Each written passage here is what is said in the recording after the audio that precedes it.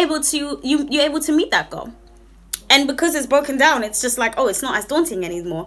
All right, welcome back, guys, to my channel. Welcome back to the organization series.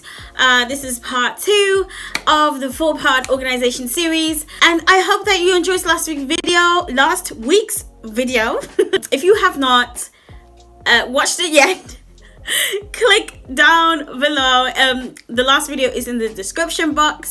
So glad to see you here, and I cannot wait to share more organization just stuff with you. Based on the title of this video, you can tell that I'm going to talk a little bit about scheduling and deadlines, and how it just sets you up for success when it comes to your organization journey in reaching your long-term goals. So as you know, like, I'm all about organizing. However, I'm all about looking at the long-term goals overall. I'm not like just about organizing yourself for the sake of it. We have like whatever you really truly want out of life, organization just helps you to be able to meet that goal.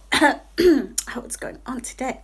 Right, this is what I found when it comes to schedules and deadlines. I've noticed for myself, when I don't have priorities and when I don't have goals, I've noticed that I'm a lot more unfocused, but I seem busy and I feel busy and I feel like there's a lot going on, but I'm actually not getting as much done. I'm not as productive as I want to be. Have you ever had that? Like, you get those moments where you just feel busy, but that's the end of it. One of the things when it comes to organizing myself, when it comes to just organizing yourself in general, when you want to really just actually move forward, is to start off with a list. You start off with your priorities. What I mean by that is like, start writing down a list. You could be your bucket list, your wish list, your should do list, what you could do list, what you want to do list. Start off with the list. Start off with writing down what you want to do, or I guess what you should be doing at this point in time.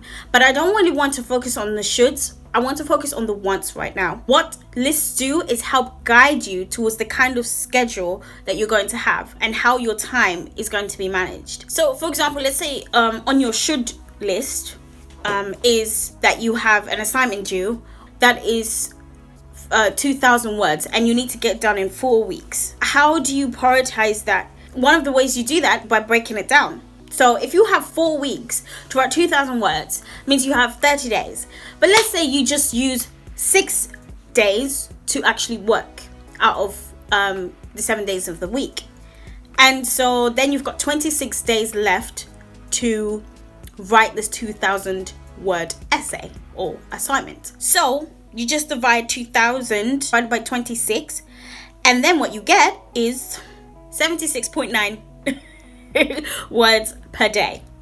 That's what you need to focus on per day. For the next 4 weeks, for every day, you're going to be writing 76.9 words, or 77 words per day. Because you've now broken it down, you've broken down from your list, from what you've written down, into the how you're going to do it, and now into, okay, this is how long it's going to take me to do it for that deadline.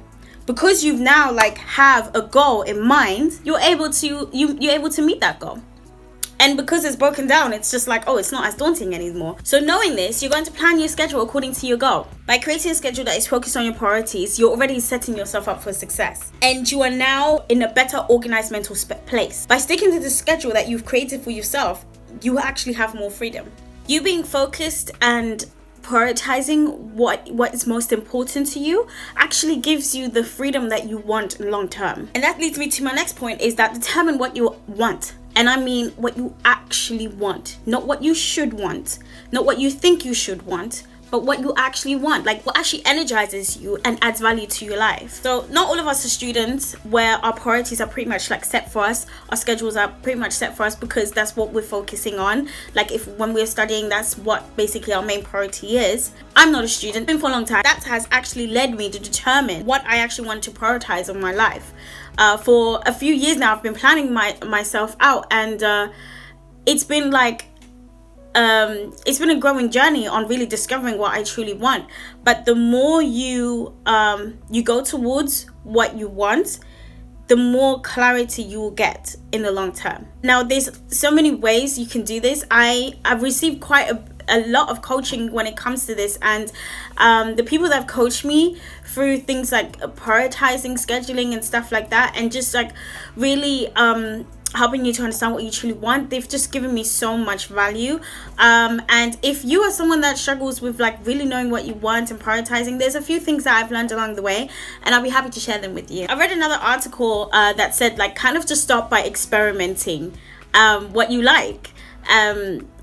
You know, look at your bucket list, like I said before, like create a bucket list, create the things that you've always wanted to do but have never done before, and write down the things that you want to achieve this year by this time next year in your life. Start off with like smaller, because sometimes like I know there's a lot of like information out there about like what you should be doing in terms of how to plan 10-year goals, 5-year goals, and all the kind of stuff. But to be honest, I don't even know how my life's gonna look like in 10 years, 20 years even. I could have a vision, an idea, but like it's so far off that I don't even know how to narrow that down right now. Like I'm not even at that point right now where I would even know that. That's personally where I'm at. Maybe I know what I want in 3 years time, and I can probably break it down like that, and in a year's time, but like even 5 years is actually quite far off for me at the moment.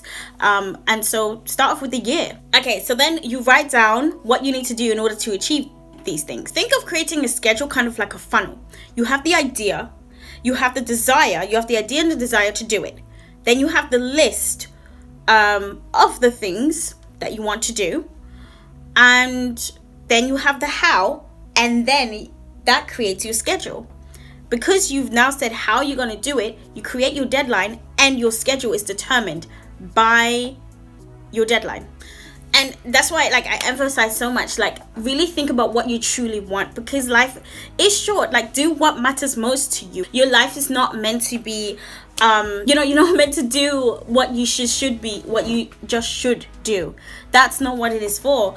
And so sometimes we may just lack inspiration of what we want our lives to look like. So my last point, I just want to say that schedules are basically broken down segments of your overall life.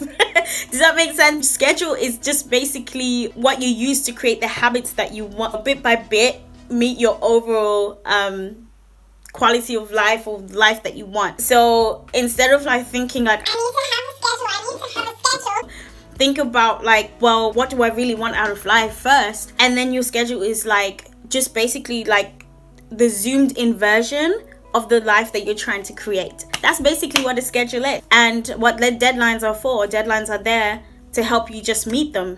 I'll probably create a video on how to create a schedule based on different priorities. And if you're at a point in your life where you don't know what your priorities are, there are ways that you can find this out, and I'll probably create a video about that sometime soon as well. But yeah, that is basically it for today, guys. When it comes to the second part of the organization series, is one of the ways that I believe as millennials can thrive and grow is by having a clearer vision of what we truly want, and that's what will create our schedules and our day-to-day lives. That's what's going to create the everyday lives that we truly want, and what's going to help us be more organized. So it's not even the tools are there and they are working. It's just that we don't know how to use them or why we should even be using them in the first place.